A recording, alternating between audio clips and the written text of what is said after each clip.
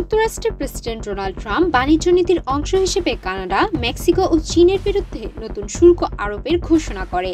এবার যুক্তরাষ্ট্রের বিরুদ্ধে চীন ও কানাডা পাল্টা ব্যবস্থা নেওয়ার ঘোষণা দিয়েছে। ৩ মার্চ সোমবার কানাডা জানায়, ট্রাম্পের নতুন শুল্ক কার্যকর হওয়ার পর তারা $155 বিলিয়ন মার্কিন পণ্যের উপর 25% পাল্টা শুল্ক আরোপ করবে।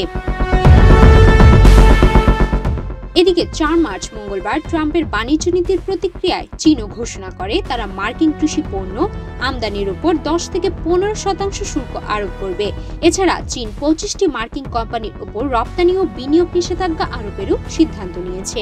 চীনের অর্থ মন্ত্রণালয় জানায় তারা 10 মার্চ থেকে এই শুল্ক কার্যকর করবে।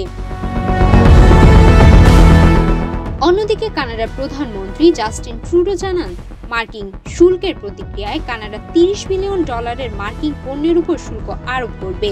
এছাড়া আগামী 21 দিনের মধ্যে $125 বিলিয়ন পণ্যকে শুল্কের আওতায় আনবে।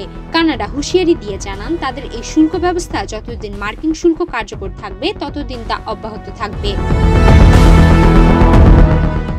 প্রেসিডেন্ট ট্রাম্প ঘোষণায় জানান, শুল্ক আরোপের বিষয়ে কোনো দরাদরি বা আলোচনা হবে না। তার প্রশাসন মেক্সিকো ও কানাডার উপর 25% আমদানি শুল্ক ও চীনের উপর 10% অতিরিক্ত শুল্ক আরোপ করবেই। রয়টার্সের রিপোর্ট অনুযায়ী ট্রাম্পের প্রথম মেয়াদে কানাডা মার্কিন পণ্যের উপর $16.6 বিলিয়ন কানাডিয়ান শুল্ক আরোপ করেছিল। এক্ষেত্রে যুক্তরাষ্ট্রের সাথে কানাডার সবচেয়ে কঠোর প্রতিশোধমূলক ব্যবস্থা হতে পারে কানাডা থেকে যুক্তরাষ্ট্রে তেল রপ্তানি সীমিত করা, কারণ কানাডা বর্তমানে যুক্তরাষ্ট্রের শীর্ষ তেল সরবরাহকারী দেশ। এই বাণিজ্য যুদ্ধের ফলে আন্তর্জাতিক বাণিজ্যের ভবিষ্যৎ ও দুই দেশের মধ্যে সম্পর্কের উপর গুরুত্বপূর্ণ প্রভাব পড়তে পারে।